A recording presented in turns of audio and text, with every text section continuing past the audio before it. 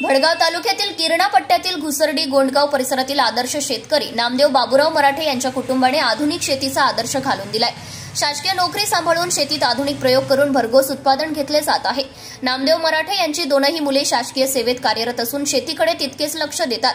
मोठा मुलगा राजेंद्र पाटील रेल्वे खात्यात कार्यरत आहे, तर लहान मुलगा राहुल पाटील एमएसएफ फोर्समध्ये आहे। परंतु दोघेही सुट्टीच्या वेळेत वडिलांसोबत कंबर कसून शेती करतात। घुसर्डी शिवारातील त्यांच्या 57 आर अल्पभूधारक शेतीत त्यांनी जैन टिश्यू कल्चर पद्धतीने केळी लागवड केली।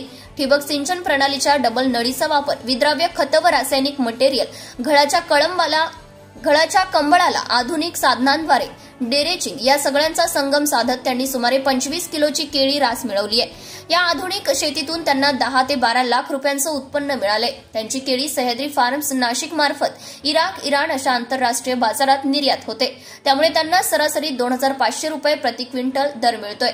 शेती परवडत नाही अशी ओरड करणाऱ्या अनेक शेतकऱ्यांसाठी मराठे कुटुंबाचे हे उदाहरण प्रेरणादायी आहे।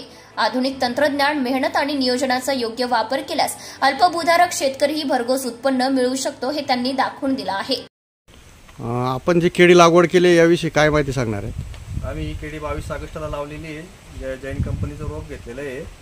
त्याच्यानंतर धनश्री कंपनीचं सगळं आम्ही काही औषधी वगैरे ते सगळे काही आपण वापरलेले आहेत। काही खताचे 2 डोस टाकलेले आहे याला, आणि आम्ही परत याला BI केलेले आहे, म्हणजे कंबळमध्ये BI केलेलं आहे, इंजेक्शन म्हणतात त्याला आपल्या साध्या भाषेत। तर इंजेक्शन केलेलं आहे, त्याच्यामध्ये केळाला क्वालिटी वगैरे राहते बुवा, चिकण्या वगैरे येते बुवा असं। BI म्हणजे काय? ब्लड इंजेक्शन म्हणतात त्याला। आणि असं ज्यावेळेस कमळ निघतं त्याच्यामधून तर ते आकाशाकडे रास्तं, त्यावेळेस त्याच्यापासून 3 ते 3.5 इंचावर आपण ते पंपद्वारे BI करतो। त्याच्यामध्ये आपण कम्प्युटर किंवा आयडॉल घेतो याच्यामध्ये स्प्रेसाठी। तर त्याच्याने केल्यानंतर मालाला क्वालिटी वगैरे येते, आणि बिना BI जर केलं तर केळांवर डॉट वगैरे पडतात। जर BI केलं राहिलं तर आपल्याला माल एक्सपोर्ट होतो बा, 100% एक्सपोर्ट होतो आपला माल।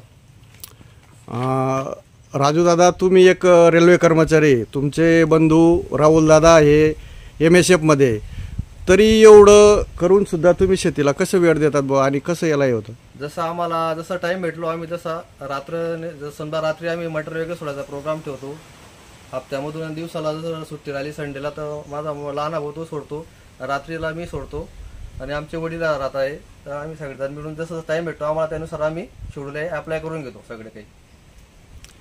आता ही जी सुधारित केळी लागवड केली आहे, तुमचं बाग म्हणजे आज एकदम स्वच्छ आहे, त्याच्यात एक तण नाही, काही नाही। एक तुम्ही अल्पभूधारक शेतकरी असताना सुद्धा एक विक्रमी उत्पादन घेताय, यामागलं काय रहस्य आहे? काय आमच्या वडिलांचं सगळं काही कष्ट आहे, सगळं काही आम्ही त्यांना मदत वगैरे करतो बसते।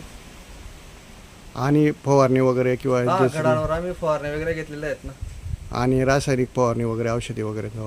रासायनिक फवारणी वगैरे आम्ही घेतलेलं आहे। याच्यावर ऑयडॉल घेतलेलं आहे, एक कमक घेतलेलं आहे, त्याच्यानंतर विटाफ्लोरा घेतलेला आहे सह्याद्री कंपनीचं। त्याच्याने आम्हाला रिझल्ट खूप छान मिळालेले आहेत।